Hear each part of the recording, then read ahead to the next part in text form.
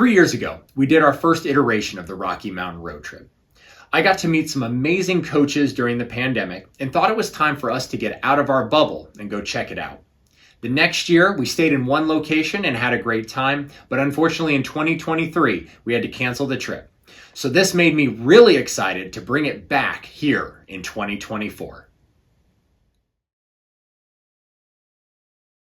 With lots of different things going on in the summer, we did have 9 boys sign up for the trip and 1 parent willing to help drive the second van. We set off on Friday, July 12th, and we made our way across the very flat plains of Kansas.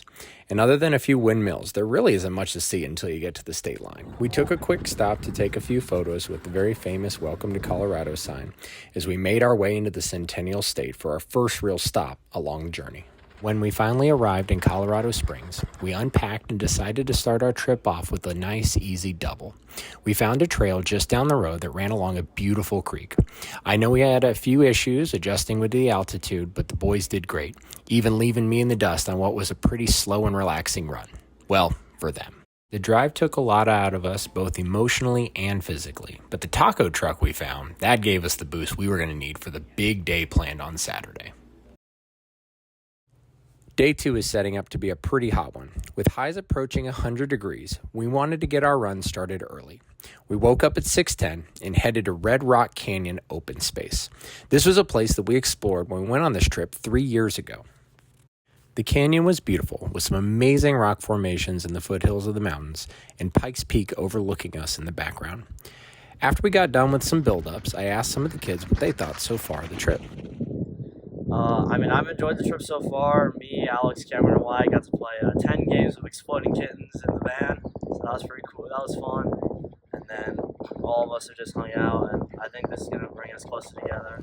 All right, first run out at Red Rock Canyon Open Space today. It was kind of an easy long run. Things went really well, I thought. It's a lot of uphill, and when you're at elevation, those hills will kill you. But the kids had fun. We didn't lose anybody. That's the big, most important part of this. So we're off to grab some breakfast and then hit some mini golf. With a quick stop at the hotel to eat, roll out, and clean up, we headed over to Gold Mine Mini Golf for some friendly competition. We separated the kids based on the rooms that they were staying in. With 3 groups of 3, each room had a representative that had the possibility to earn points for their respective room based on how they placed within the group. After a few close scores and a few not-so-close rounds, Charlie Collins had the lowest score of all players. So I asked him how he thought his first round went. I did very well the first round. I got 4 hole-in-ones. This round to stay ahead, I don't have to do much. These guys are kind of trash. Unfortunately, not everyone had the round of their lives.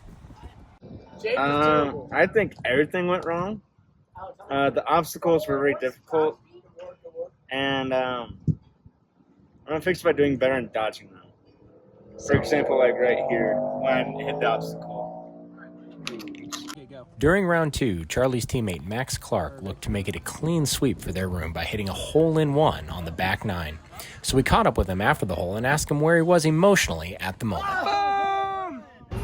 I really felt like a winner over Alex and Zach. I feel like they just can't compete with my mini golf techniques.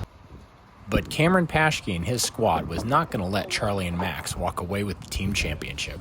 On back-to-back holes, Cameron zoned in and brought his A-game by sinking 2 long hole-in-ones to help his team win the round and send it to a final elimination playoff hole. What did I say? What did I say? With the game on the line, Max and Cameron faced off one final time. Cam had to make his 3-foot putt to walk away the winner, but missed his shot wide left, leaving him and his teammates devastated.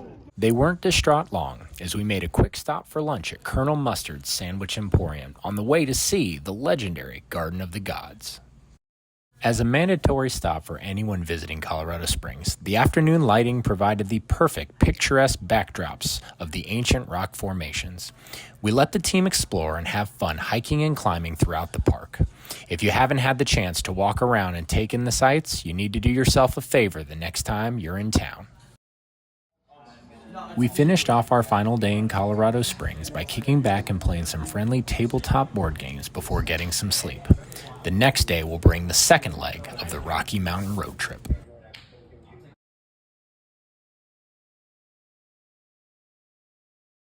We couldn't help but take in the beauty of Garden of the Gods one last time as we ran our final shakeout of the Colorado Springs leg of the trip. Mother Nature did its best to show us a good time with the weather and even the wildlife helping us out and enjoying our last workout. Shortly after, we packed up and drove through the mountains, making a quick stop for lunch in Breckenridge, Colorado. This quaint little mountain ski town showed us a great time as we got to eat at unique places, hit up a farmer's market, and even run into fellow Kansas cross-country teams on their summer trips. When we regrouped after lunch, we finished out our trip by driving to the Colorado-Utah border, taking another picture with our newest state sign we came across on our journey through the Beehive State.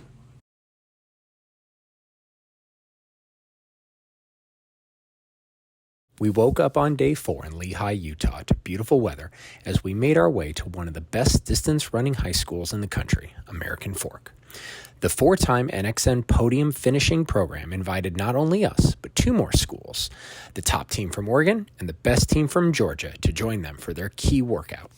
The team then went on the 3-mile warm-up to the base of the Grinder, which is a 1.3-mile hill with 400 feet of elevation gain that challenges the athletes both physically and mentally. Despite running at elevation, our athletes did incredibly well, keeping up with some of the best kids in the country. Coach Mostert claims finishing under 9 minutes translates well to a sub-17-minute 5K, while a sub-8-minute grinder time equates well to 15:30. Some athletes continued their run down the trail near the top of the Grinder to Mountain Dew Hill, where they were treated to a beautiful view of the Utah Valley. In 2021, we had 5 boys make it to the top of the hill, and this year we were able to capture the same photo with the same number of boys. We cooled down back to the hotel before heading out for a day of fun in the sun at Jordanelle Lake. The weather had another idea, sending us storms, rain, and a little bit of hail. But after a short bit, we were able to get the barbecues going, jump in the water, and play a few rounds of volleyball. We ended the day at the lake with a few games of poison ball, where Coach Ballou dominated to levels never before seen. Despite the tough day, the guys wanted to get their double in before we headed out to dinner at the pinnacle of West Coast burger joints, In-N-Out. No trip west of Colorado is complete without consuming a double-double with cheese and some fresh-cut fries.